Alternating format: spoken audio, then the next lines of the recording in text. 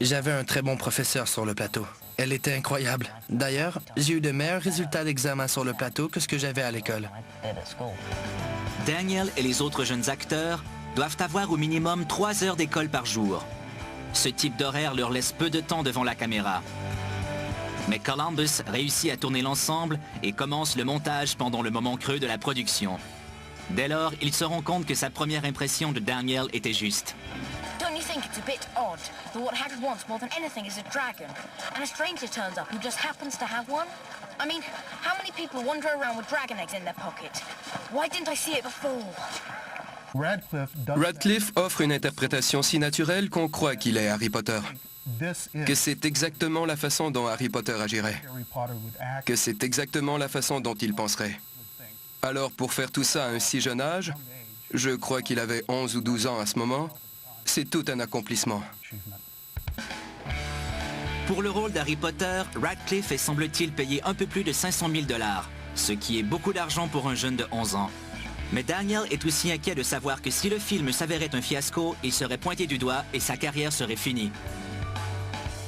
Pouvez-vous imaginer que vous êtes un cadre de la Warner Brothers et que pour ce premier Harry Potter, il vous faut donner le rôle principal à un acteur inconnu?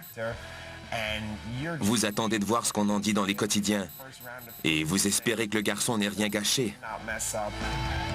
À son jour de sortie, Harry Potter à l'école des sorciers fait 33,3 millions de $. Il en vient même à devancer les recettes prévues et rapporte plus de 90 millions de $, pendant sa première fin de semaine. Il bat ainsi le record de la meilleure fin de semaine de lancement de tous les temps. On constate dès lors qu'Harry Potter à l'école des sorciers est un énorme succès et que Daniel Radcliffe est une vedette. Il est dorénavant l'un des garçons le plus reconnus du monde. Les couvertures de revues et les émissions de télévision ont tout fait de suivre. Naturellement, on garde Radcliffe pour les 4 autres chapitres d'Harry Potter. Il avait l'avantage d'avoir été Harry Potter dès la première prise. Personne d'autre n'avait été Harry Potter avant lui, et personne d'autre ne le sera. Le personnage l'a transporté autant que son interprétation, qui était très bonne. Harry Potter et la Chambre des Secrets, également réalisé par Chris Columbus, sort en salle en 2002. Et cette fois, le film évolue avec ses vedettes. Après ce premier film, ils se sont inquiétés. Daniel était si bon qu'ils voulaient précipiter les autres films. Ils avaient peur de sa puberté ou que sa voix change et qu'il faille le remplacer. Ils voulaient éviter cela parce que Radcliffe était bon. Daniel devient de plus en plus à l'aise devant la caméra et il peaufine son habileté à utiliser son imagination pour jouer avec un personnage animé, une créature qui ne verra le jour qu'en post-production. You can't have met many decent wizards then. No, I haven't. It was an awful thing to say. Dobby! Stop! Dobby! Dobby, Dobby, please stop! It's hard at the beginning when it's... C'est difficile au début, particulièrement quand il faut réagir à un personnage comme Dobby, qui est animé. Il saute partout, il fait plusieurs mimiques et tout. Alors c'est assez difficile. Le film est un autre grand succès et prouve que la série des Harry Potter est plus qu'un premier coup de chance. Et Daniel semble apprécier chaque minute de son succès. Tout le monde pense que je n'ai pas une enfance normale. Mais tout le monde dit que l'enfance, ils voient ça comme d'aller à l'école tous les jours et tout. Moi, je pense que c'est plutôt de s'amuser. C'est possible parce que je l'ai fait. J'ai eu beaucoup de plaisir. Alors c'était pour moi merveilleux. Harry Potter et le prisonnier d'Azkaban suit en 2004 et Harry Potter et la Coupe de Feu en 2005. Ce dernier est davantage un film à frissons que les précédents et il se mérite d'être catégorisé pour un public de 13 ans et plus. Une première pour la série. Le personnage d'Harry Potter devient plus complexe et Daniel est prêt à relever le défi. On voit Daniel Radcliffe prendre de l'assurance en tant qu'acteur et gagner en maturité tout au long des films. Mais ce que les adolescents vivent, nous, on les voit traverser ça à l'écran. Les voix d'enfants changent, ils grandissent et ils vivent une certaine confusion, une maladresse à l'endroit des filles. Harry Potter et l'Ordre du Phénix sort en juillet 2007. On y suit la trace d'Harry Potter qui, lors de sa 5e année à Poudlard, tente d'avertir tout le monde du retour de Voldemort. Au 3e film, les choses sont devenues plus ténébreuses. On s'est inquiété à savoir s'il pouvait bien gérer ce changement soudain.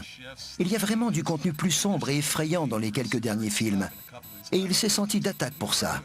Il montrait pratiquement la même intensité qu'un adulte dans plusieurs des scènes.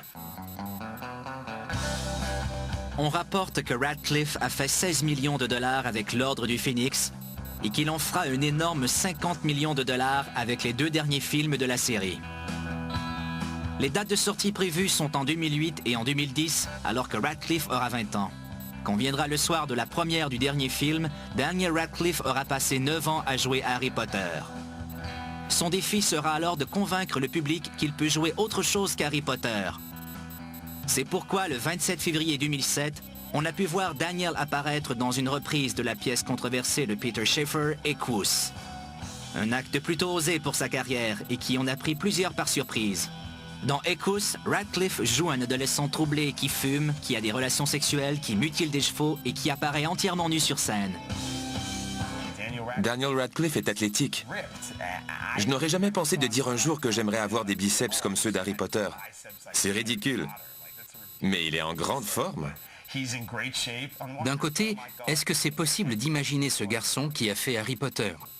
En même temps, eh bien, c'est un homme. Il est devenu un homme. Comment est-ce arrivé? Il semble que ça se produise sans qu'on le remarque.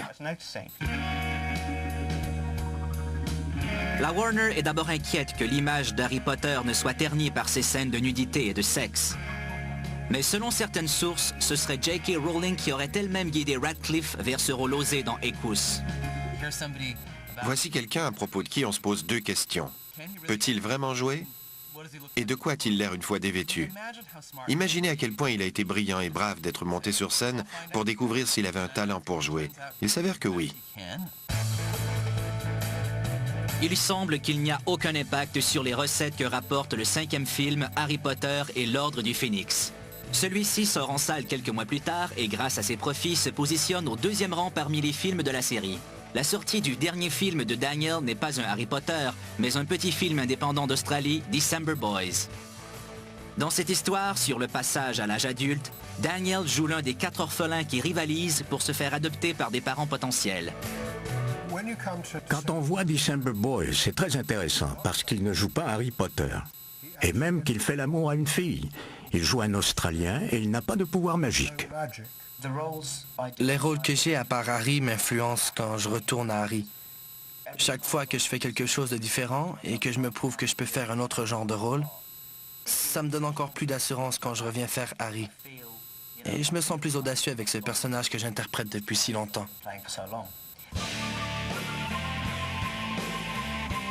Daniel Radcliffe n'est pas seul à vivre sa première fois avec la magie Harry Potter.